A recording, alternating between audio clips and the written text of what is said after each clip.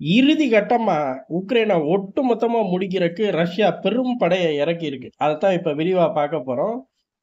இதுக்கு காரணம் ஏதோ ரஷ்ய அதிபர் தனியா திட்டமிட்டு பேச்சுவார்த்தை நடக்கும்போதே திட்டத்தை போட்டு இப்படி டபால்னு படைகளை இறக்கிட்டார் அப்படின்னு நினைக்க தேவையில்ல. படைகள் எப்பயுமே ஒரு நாட்டுல தயாரா தான் இருக்கும். ஆனா இறக்கறக்கு முக்கியமான காரணம் அன்னை அமெரிக்காவும் கிடையாது, ரஷ்யாவும் கிடையாது, உக்ரைன் தான். தேவையில்லாம தலைநகர் மாஸ்கோவை தொட்டது. அதுக்கப்புறம் ஒவ்வொரு உண்மையா வருது. ஏன் அமெரிக்கா ஆயுதங்கள் குடுக்கறக்கு ஒரு திட்டம் தீட்டுச்சு அப்படிங்கிற உண்மையே இப்ப வெளியில வருது. இப்ப ஆயுதங்கள் குடுக்க போறது இல்லைன்னு சொல்லிட்டாங்க. இப்ப ஆள் எங்க இருக்கார் அப்படிங்கிறது தான். தலைநகர் கிவ்ல எங்கேயோ மறைவிடத்துக்கு போயிட்டார் அப்படின்னு. ஒரு 10 நாளா பார்த்தா பிஸி. அங்க போக, இங்க போக, இங்க வர, அங்க போக அப்படின்னு யுத்தமே நடக்காத நாட்டுல வர்த்தகத்துக்காக ஒரு தலைவன் போராடி அங்கிட்டு இங்கிட்டு டீல் பேசுறதுக்காக விரட்டி விரட்டி ஓடுனா எப்படி இருக்கும்? அப்படிதான் ஜெலன்ஸ்கி கால்ல ரெக்கைய கட்டிக்கிட்டு சுத்திக்கிட்டு இருந்தார். ஆனா இப்ப ஆள் தலைமறைவு. தலைநகர் கிவ்ல தான் இருக்காரு. ஓடியெல்லாம் போல, லிவி பகுதிக்கும் போல.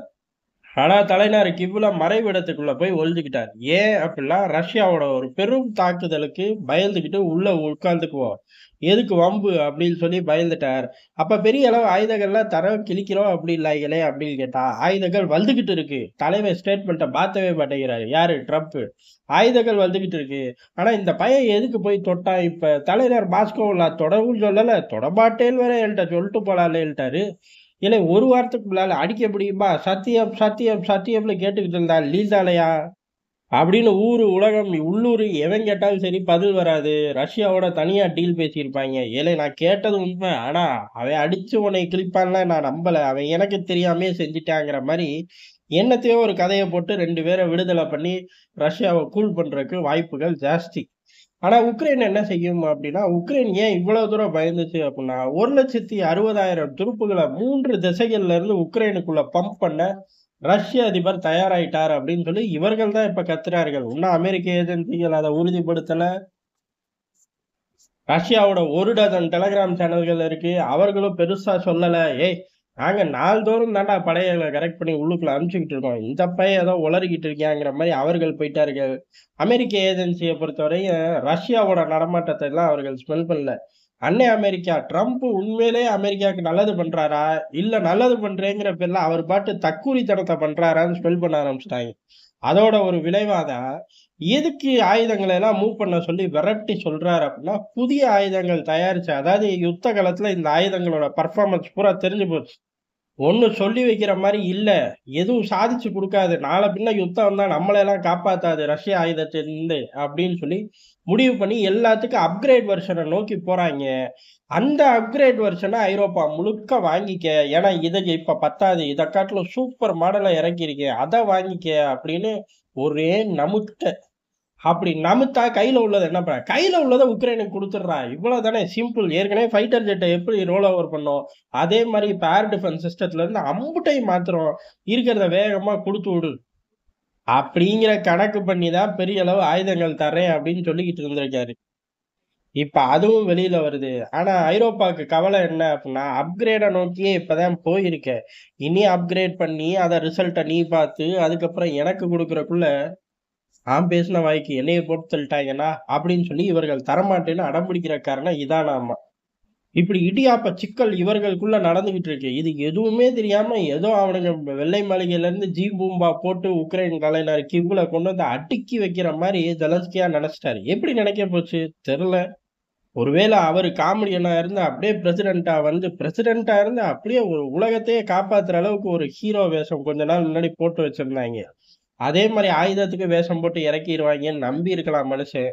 அவர தூக்கி நிறுத்துறது ரொம்ப ஈஸி. இவர்களுக்கு கைவந்த கலை. 1 டஜன் ஏஜென்சிகள வச்சு ப்ரமோட் பண்ணா போதும். இவன் தான் ஹீரோன்றுவாய்ங்க.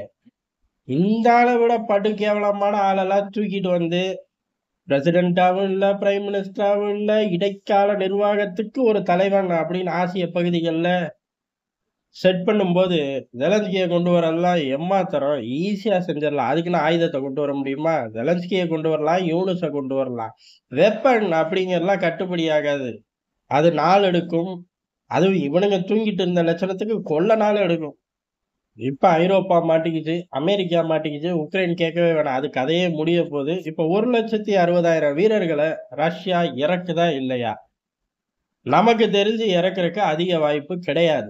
இருந்தாலும் ரிசர்வ்ல தான் வச்சிருப்பார்கள். கார்ல இல்ல அப்படிலாம் இப்போதைக்கு தேவை இல்லை. அடிஷனலா வீரர்கள உள்ளுக்குள்ள அனுப்ப தேவை இல்லை அப்படிங்கிறது தான் ரஷ்யாவோட நிலைப்பாடு. கார்ல இல்ல அப்படிலாம் ஏற்கனவே வலுவா பகுதிகளுக்குள்ள ரஷ்ய ராணுவம் நிக்குது.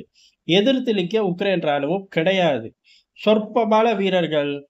அவர்களும் எவ்வளவு பகுதிய தாக்குப்பிடிக்க முடியும் அப்படிங்கிற பல்வேறு விஷயங்கள் இருக்கு. மேபி அப்படியே பிடிச்ச பகுதிகள்லலாம் போய் அட்மினிஸ்ட்ரேஷன் ஒர்க்க ரன் பண்ண ஆரம்பிச்சு பாதுகாப்பு குடுக்குறக்காக நிறுத்துறக்கு வேணா களத்துக்கு கொண்டு வரலாமே ஒழிய, அக்ரஸிவா 1,60,000 துருப்புக்கள இறக்கி தலைநகர் கிவ்வ நோக்கி போற ஐடியா இப்போதைக்கு அவர்கள் கிட்ட கிடையாது. காரணம் வெற்றி முகத்துல இருக்கார்கள். அடிஷனலா எதையுமே அவர்கள் பம்ப் பண்ண தேவையில்ல. போட்டு வச்ச பிளான கொஞ்சூண்டு இன்கிரீஸ் பண்ணி அடிய வலுவா குடுத்தா போதும். இப்ப அமெரிக்கா தெறிச்சு ஓடுச்சுல்ல, இந்த மாரி ஓடி போயிரும். அப்புறம் உக்ரைன வேட்டையாடிறலாம் அப்படிங்கிறது தான் ரஷ்யாவோட நிலைப்பாடு. ஆனா அத சீக்கிரம் செய்யுங்க. ஏன் இழுத்துக்கிட்டே இருக்கீங்க? அப்படிங்கிற மாரி ஜெலன்ஸ்கியா ஒவ்வொரு தாட்டியும் போய் அவரா தலைய குடுப்பார்ல. மைலேஜே இல்லாத விவகாரத்த தொட்டு அடி வாங்குறது தானே இவருக்கு உண்டான ஒரே ஸ்டைலு. ஏலே அது நெகட்டிவ்ன்னு எவனாச்சும் போய் சொல்லி தொலைங்கடா. அந்த ஆள் பாட்டு இதத்தான் நான் 3 வருஷமா செய்றேன் அப்டின்னா, 30 வருஷம் ஆனாலும் திருந்த மாட்டார் அப்படிங்கிறது தான் எதார்த்தமான உண்ம.